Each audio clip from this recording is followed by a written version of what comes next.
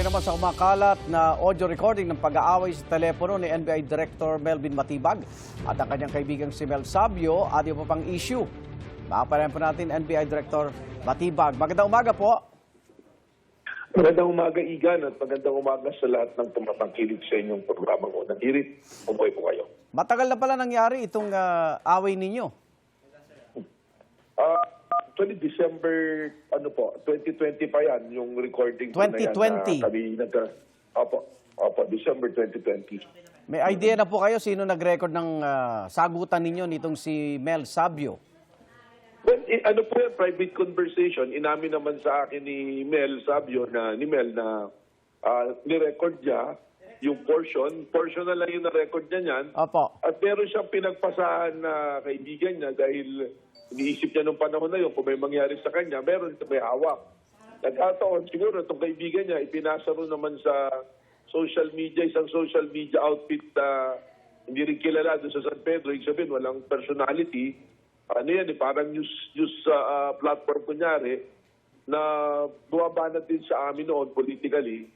So yun naman ngayon ang kinakalat ngayon ng mga gusto tayong siraan at putyain. Kung 2020 pa ho ito nangyari, panahon ng dating Pangulong Duterte, bakit ho kaya naungkat ito ngayon para siraan kayo? Well, sabi ko nga, Igan, your guess will be as good as mine. Actually, napansin ko naman na sa yung inappropriate coordinated behavior sa social media. Nung palang nabalita na ako ay magtitistigo sa Committee on Justice to sa Kamara. hearing. Opo. Sa Kamara. Simula na yan, sunod-sunod ko, ang dami talagang tumitira sa akin. Nagkapansin-pansin, na karamihan doon sa nag-comment, nagla-like, halata naman ng mga troll farm dahil walang mga personality nung chinek natin. Maliban lang doon sa mga talagang kilalang personality na mga salungat sa ginagawa natin, ayun na, puro troll farm na yung bumabanat yan. Director, habulin niyo ba ito? Dahil ito, phone conversation pala eh. Well, tama-tama. Unang-una, si Mel, nagreklamo siya kahapon para imbestigahan for violation ng data privacy tsaka yung use ng illegally recorded na conversation. So, dalawang kaso. So, ako naman, sususugan ko na rin yun dahil kami dalawa magkausap doon eh. Yung aming pagkakapatawaran, it's personal to us. Di siya magrereklamo sa akin at hindi ko na rin siya rereklamo. Pero yung mga gumagamit dyan, halata naman, kita natin naman yung motibo nila. Okay. Kaya dapat siguro papanagutin natin. Makikibalita lang kami kay Jay Sonsa. Ano na ho latest at pansamantala siyang nakalaya, Director?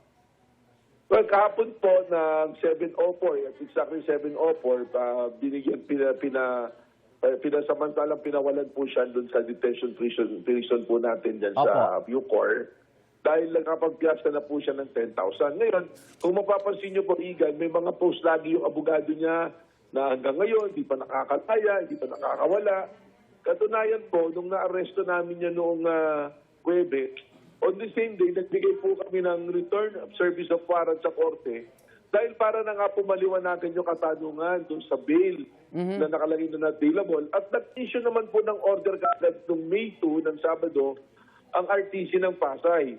Pero in-inform po namin sila, lalo-lalo na si Jason Sonsa, na pwede ka na makapagpiyansa ngayon.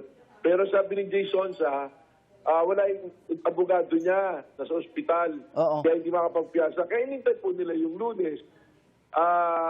Napagsabihan nga sila ng judge doon na bakit iba nagpiyansa.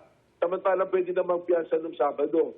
Okay. At kapon po, nung pinoprocess po yung kanyang pag-release, lumalabas po yung mga iba pa siyang kaso na kinasasangkutan. Ano po yung protocol po sa amin yun na bago pa wala, kailangan may clearance po. So ngayon, para mabigyan na rin po ng pasamantalang kalayaan dahil nag-bail, umayag na lang po kami na within 7 days, i-provide nila yung clearance. Okay. Ano po yung nangyari dyan. Huli na lang po, nakilala na yung assassin ni Pangulong Bongbong Marcos, First Lady Lisa at ni dating Speaker Romualdez batay sa banta ni VP Sara Duterte, Director? Kaya po ng aking sinabi during the hearing, meron po kaming mga lead na sinusundan At yung po mga personality na yan ay ating pong tinututukan. Okay. At eventually po ay nanaro down na po natin yung ating pong pinag-iisipan kung sino yung mga nakausap po. Opo. Maraming salamat, NBI Director Melvin Matibag. Ingat po. Salamat po. Magandang umaga.